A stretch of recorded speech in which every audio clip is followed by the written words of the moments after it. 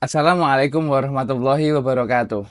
Waalaikumsalam warahmatullahi wabarakatuh. Kali ini di Ngacita Tahu Saintifik kita, oh ya ini sebelumnya eh, kita sangat-sangat berterima kasih kepada penonton setia kita yang telah mengikuti kita sampai sekarang ini. Semoga kalian selalu diberikan kebahagiaan oleh Allah.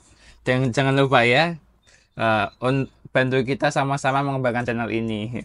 Ya. Oke, kali ini kita akan membahas mengenai ini, Bah. Zikir dan otak. Ya, itu. Mungkin dari kemarin kan sudah dibahas imunologi, tapi sekarang kita bahas lebih jelas lagi, lebih detail lagi. Nah, sebelum ke situ sebenarnya begini ya. Sebenarnya otak apa jantung sih? Oh iya. Ya, jadi otak apa jantung sih yang penting waktu kita berzikir itu. Nah, jadi lokusnya zikir ya, lokus atau tempatnya zikir itu kolbu. Jadi zikir itu agak di mana? Di kolbu. Coba nanti cari di Al-Quran ya, bahwa zikir itu tatmainnul qulub. Jadi kolbu dia. Jadi kalau misalnya ada pertanyaan otak atau kolbu, jawabnya kalau kita melihat teks-teks agama itu kolbu. Jadi kolbu itu sebenarnya lebih dominan daripada otak. Jadi ada 3 alasan Mas Jawahir ya. Ada beberapa alasan, sebenarnya bukan hanya 3 ya. Yeah. Ada beberapa alasan mengapa kita sering begini. Otak mempengaruhi jantung. Nah, tetapi lalu pertanyaannya, ataukah jantung yang mempengaruhi otak? Oh. Ya, jadi apakah otak yang mempengaruhi jantung atau jantungkah yang mempengaruhi otak? Ad-dimag, kalau bahasa Arab itu otak itu dimag ya, dimag. Dengan kolbu itu ad-dimag yang mempengaruhi kolbu atau kolbu yang mempengaruhi ad-dimag.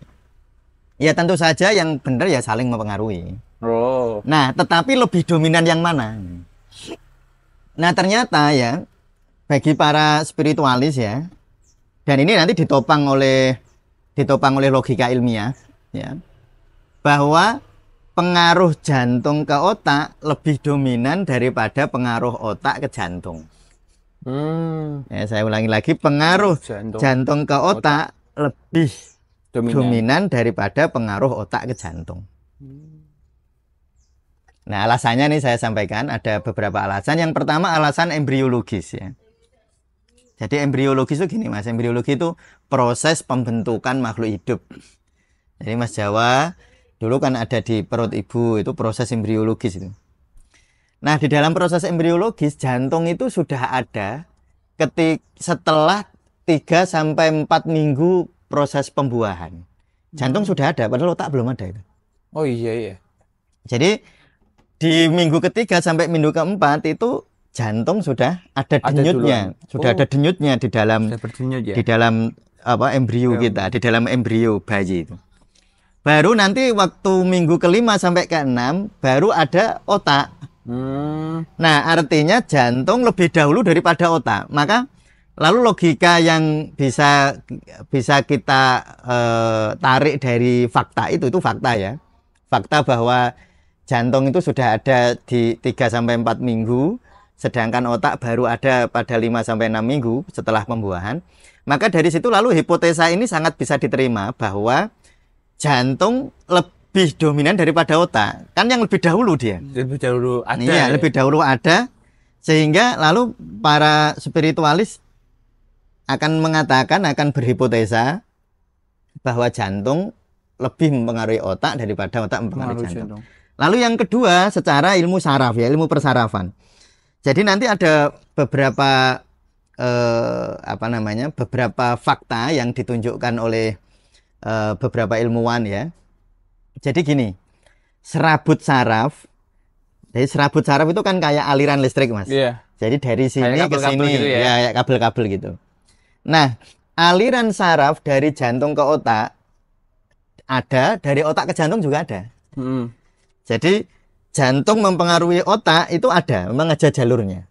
Lalu dari otak mempengaruhi jantung juga ada jalurnya. Ya, juga ada jalurnya.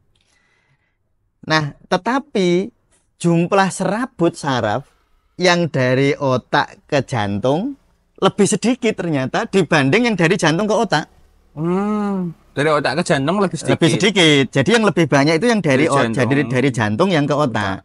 Artinya serabut saraf dari kolbu ke dimag, dari jantung ke otak itu lebih banyak.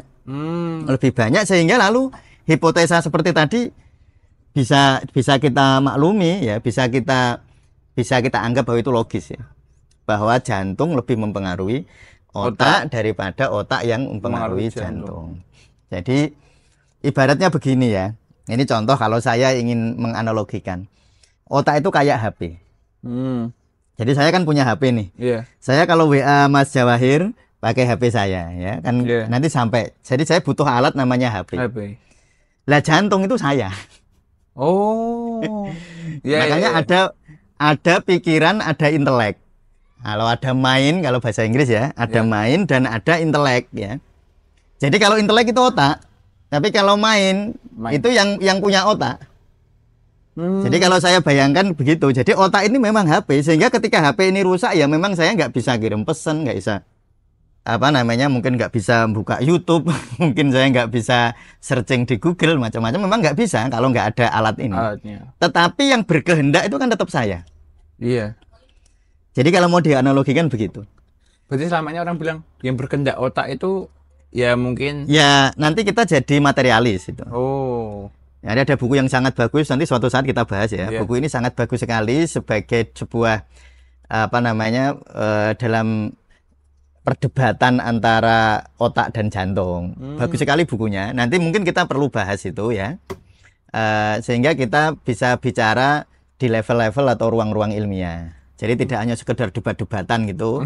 Tapi ya kalau kita ngobrol ada dasar-dasar ilmiah yang bisa kita jadikan pijakan. Nah yang ketiga, jadi satu ya, mengapa jantung itu kok lebih penting daripada otak? Karena satu, secara embriologis jantung itu terbentuk dahulu daripada otak. Yang kedua, serabut saraf yang dari jantung ke otak lebih besar daripada dari otak ke jantung.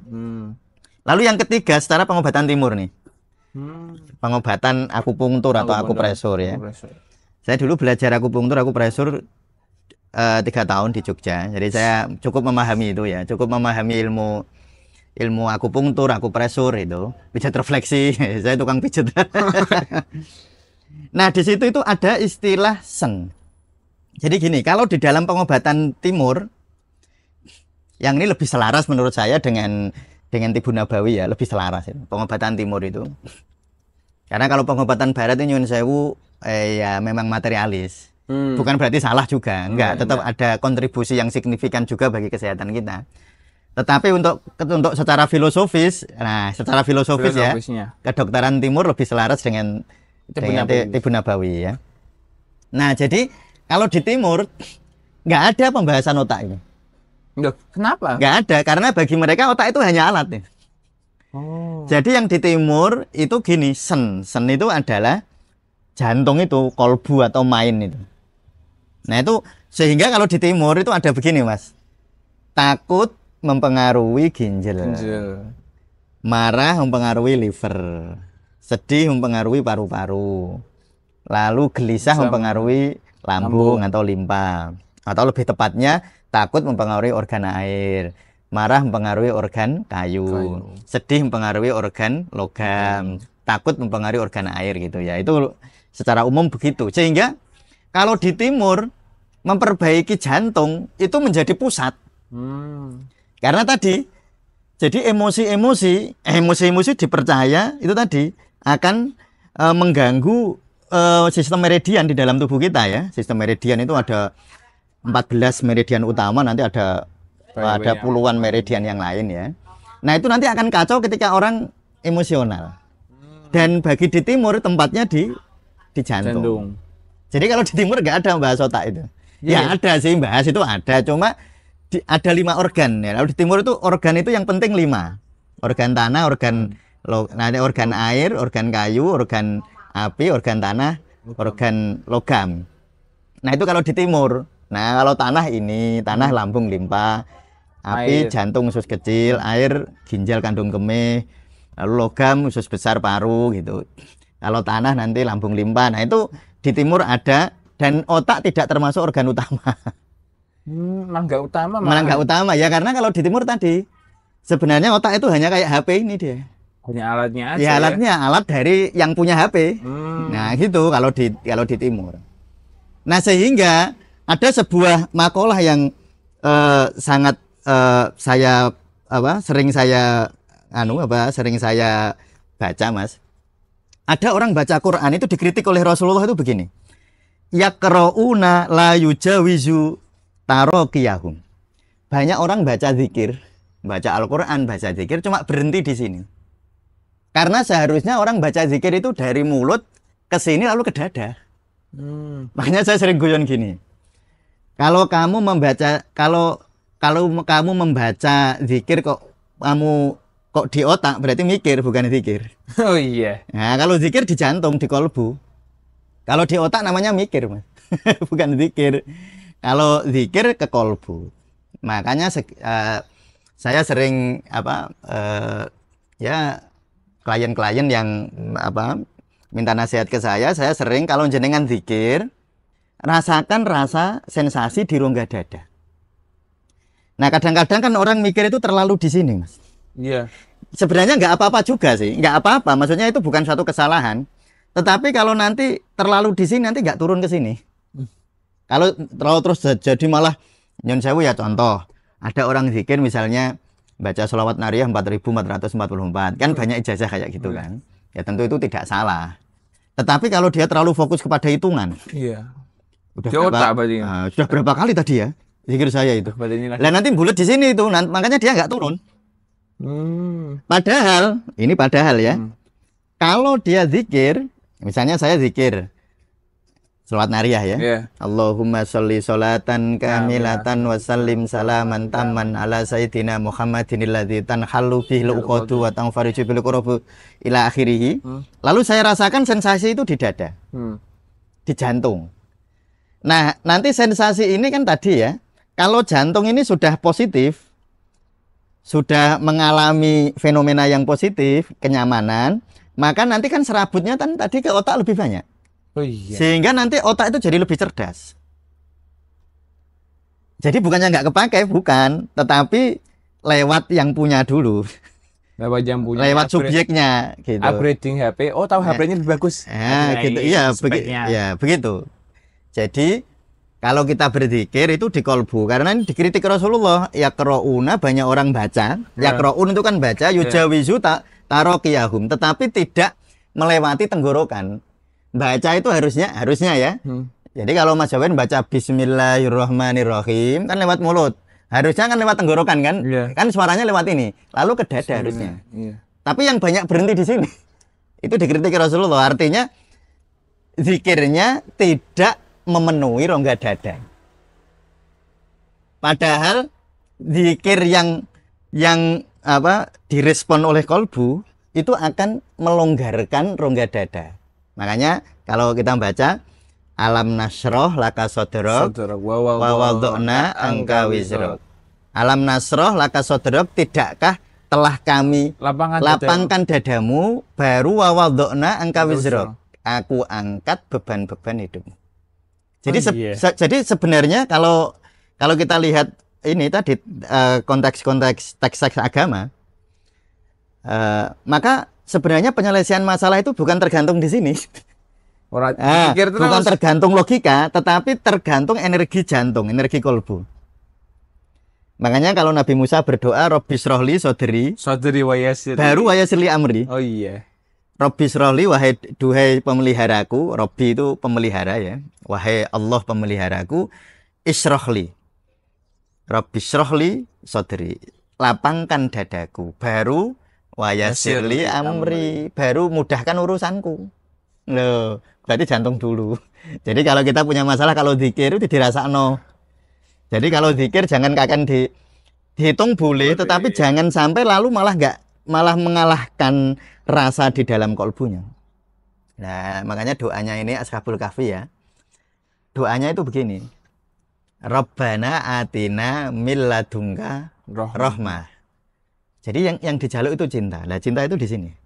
Oh iya. Baru wahayyi lana min amrina Terus rosada. aja. Baru anugerahi kami jalan keluar dari masalah-masalah kami. Nah itu jadi kolbu. Jadi kalau kita berzikir, rasakan di dalam sini. Jadi pertama itu ini dulu. Kalau ini yang dominan namanya mikir, Mas. Ya, namanya mikir. Tapi kalau zikir itu di kolbu, makanya dia tatmainnul qulub. Ya udah banyak sekali lah teks-teks ayat Al-Qur'an maupun teks hadis yang menjelaskan tentang itu. Bahkan, nah coba ini hadis juga yang populer ini, banyak orang dengar lah. Kalau khutbah Jumat itu khotib-khotib sering mengutip hadis ini. Inna fi jismi bani Adam mudghotun. Di dalam diri anak Adam itu ada mudghah, ada segumpal darah. Bukan otak loh itu. Yeah. Kalau segumpal darah itu bukan otak ya. Iya, bukan otak. Darah itu nggone ning jantung. Jadi jantung itu kan tempat mengalirkannya darah ya. Jadi darah itu masuk ke serambi kanan lalu ke bilik kanan. Dari bilik kanan ke paru. Dari paru-paru ini karbon dioksida dikeluarkan, oksigen masuk ke dalam darah. Lalu masuk ke serambi kiri, masuk ke bilik kiri lalu ke seluruh tubuh. Makanya mudghotun di sini itu nanti dijelaskan Rasulullah kolbu bukan otak. Inna fi jismi bani Adam, di dalam jisim anak Adam mudghotun itu ada mudghah. Idza soluhat jasadu kullu. Jika mudghah ini baik, maka baiklah jasadnya. Wa idza fasadat jasadu kullu. Jika dia rusak seluruh tubuhnya. Ala wahyal qalb loh, bukan dimag. Bukan otak. Oh iya. Makanya coba sekarang. Ada IQ. IQ itu tempatnya di korteks. Di korteks ya.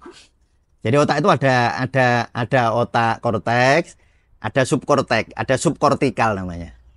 Kalau memori-memori Mas Jawahir, memori-memori kalau kuliah lalu dapat ini tuh kalau hanya mengingat tapi nggak ada emosinya, itu nempelnya hanya di korteks-korteks saja, Mas. Tapi kalau Mas Jawahir itu senang pelajaran tertentu misalnya ya, Mas Jawahir apa? Hobinya pelajaran. Apa ya? Misalnya matematika. Nah, contoh aja lah. Okay.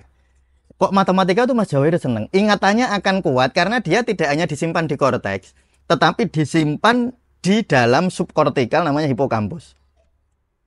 Jadi hipokampus itu tempat memori yang ada emosinya, Mas. Emosi itu maksudnya ada rasanya. Makanya kalau sesuatu itu ada rasanya, kita jadi cerdas. Iya. Mas Jawahir senang matematika, ya akan cerdas matematika. Senang dulu, ya, jualan ya cerdas jualan, karena memang suka. Jadi makanya kalau sampean baca Daniel Goleman ya yang emotional quotient itu, lah nanti di situ kan banyak dasar-dasar biologis yang menjelaskan tentang otak subkortikal itu.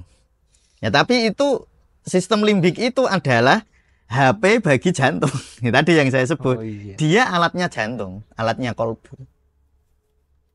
Makanya sebenarnya kolbu dalam artian metafisika itu dia di luar tubuh. Ya kayak HP, ini HP ini tubuh kita. Lalu ada saya kan yang pakai saya. Oh iya. Nah, jadi zikir seperti tadi pertanyaan di awal tentang zikir dan otak ya. Ya, sebelum kita bahas ke otak, karena memang otak ini sekarang kan berkembang ilmu neuroscience sehingga mungkin banyak pendengar pemirsa juga yang juga tertarik untuk membahas tentang neuroscience ini ya neuroscience ini. Tetapi sebenarnya kalau kita melihat di teks-teks di dalam konteks-konteks spiritualitas, hati atau jantung lebih dominan pengaruhnya daripada otak. Ya, saya ulangi lagi, jadi jantung atau kolbu perannya lebih dominan daripada otak. Bukan otak nggak punya peran, ya tetap kalau saya nggak punya HP bingung juga, Mas. Iya. Ya, jadi kinerja saya pasti akan menurun kalau HP-nya error, nggak berfungsi, bingung kan. Nanti ada orang-orang konsultasi lewat HP, gini-gini saya nggak bisa jawab. Jadi produktivitas saya menurun. Tetapi yang menggunakan HP itu lebih penting. Jadi Mas Jawahir punya HP bagus itu jos, ya sangat baik lah. Tetapi Mas Jawahirnya lebih penting daripada HP-nya. Jos tapi nggak bisa pakai ya sama aja. Nah ya betul. Nah, misalnya orang dikasih kecerdasan oleh Allah ya, dikasih otak yang hebat misalnya. IQ-nya tinggi. IQ-nya tinggi, tapi nggak bisa pakai. Ya kayak orang punya HP, dengan RAM-nya berapa sekarang HP RAM paling? 12 sekarang. 12. Tapi yang pakai kayak saya yang nggak tahu kayak gitu. Ya HP ya kayak orang punya bis tapi penumpangnya sisi tok. Supirnya dong. tok. Nah, itu ya. Jadi nanti kita akan bahas di podcast selanjutnya tentang hal-hal yang lebih teknis ya, Mas ya. Diingat-ingat ya materinya nanti. Jadi yang lebih teknis gimana? Biar terjadi namanya koherensi. Itu juga istilah yang sangat populer di dunia spiritualitas. Koherensi jantung otak. Terjadi koherensi. Jadi antara otak dan jantung. Kan sekarang orang sering begini ya. Sebenarnya itu menurut saya ya bukan istilah yang tepat. Jadi misalnya saya itu konflik antara pikiran dan perasaan.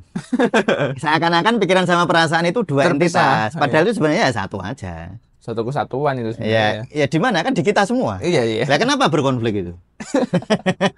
Ya, jadi ya nanti kita akan bahas itu di podcast yang selanjutnya tentang bagaimana agar secara tasawuf ya, secara tasawuf terjadi koherensi antara jantung otak. Mungkin teman-teman bisa lebih dulu lihat YouTube lain silahkan tentang koherensi di jantung otak. Karena ini menjadi salah satu tema bahasan yang sekarang sangat menarik saya kira. Mengapa demikian? Karena ya kita melihat bahwa karena dunia sekarang cepat, dunia kan berlangsung cepat sekali sehingga tingkat stres juga meningkat. Ya, sehingga peran-peran tasawuf ya, peran ilmu kebahagiaan, nah itu menjadi sangat fundamental sekarang ini. Ya saya kira itu. Terima kasih. Kita lanjutkan untuk hal yang lebih teknis di podcast berikutnya. Baik, untuk para penonton dimanapun Anda berada, pemirsa dimanapun Anda berada, bisa banget tulis komentar Anda, pertanyaan-pertanyaan Anda yang perlu banget nih kita bahas ini nih gitu. Nanti tolong bahas dong.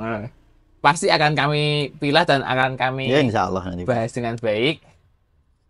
Jangan lupa kita bersama-sama kembangkan channel ini dengan cara paling mudah subscribe aja, subscribe, share, like, itu sangat membantu banget untuk perkembangan kita semuanya menjadi insan yang lebih bahagia. Terima kasih. Wassalamualaikum warahmatullahi wabarakatuh.